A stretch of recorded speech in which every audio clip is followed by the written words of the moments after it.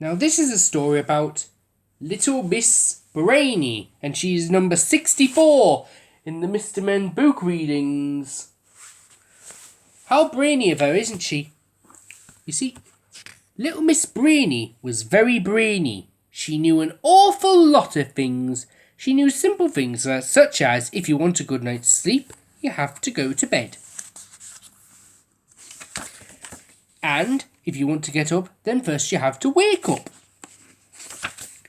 She knew that if you don't want to be hungry, you have to eat your food, like she's eating her breakfast or dinner.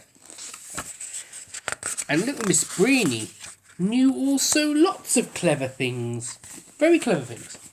She knew that it is quite impossible for centipedes to find matching coloured shoes for all their feet. Now, Little Miss Brainy knew so much that people got to hear about it. They came from far and wide to ask her questions. Mr. Messy called to see her. "What can I do to keep myself messy?" he asked. "I know," cried Little Miss Brainy. "Don't wash." Mr. Messy was delighted. As Mr. Messy was leaving, Mr. Dizzy arrived. Is there anything heavier than a hippopotamus?" asked Mr. Dizzy. "I know," said Little Miss Brainy. 2 hippopotamuses.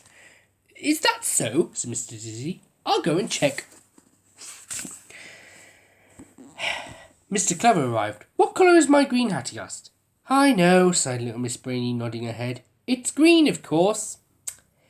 "Oh, you know so many clever things," exclaimed Mr. Clever.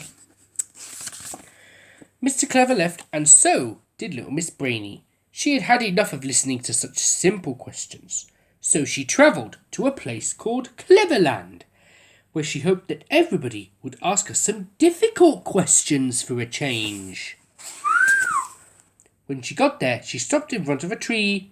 There was a pig sitting on one of its branches. Now that's silly, isn't it?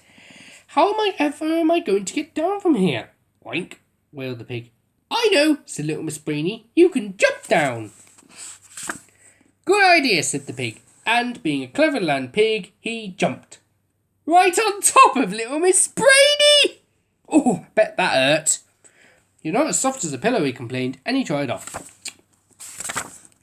Further down the road, Little Miss Brainy met an elephant. He had a knot tied in his trunk. "Please help me. How can I undo this knot in my trunk?" he asked, in a funny sort of way. "I know," said Little Miss Brainy. "I'll do it for you. I'll undo it for you." And she did. "Phew!" gasped the elephant, and blew Little Miss Brainy high into the air. "I feel much better now," said the elephant. "I don't," moaned Little Miss Brainy and rubbed her head. The elephant had blown her some distance away, and she landed in front of her. Do you know what she landed in front of? I'll tell you. Lion! In the middle of a desert? "I'm starving," growled the lion. "What can I eat?" Little Miss Brainy looked around, but she could see nothing, and she said quickly, "I don't know." And she ran home before the lion realised she was the only thing to eat for miles around. Wasn't that hilarious?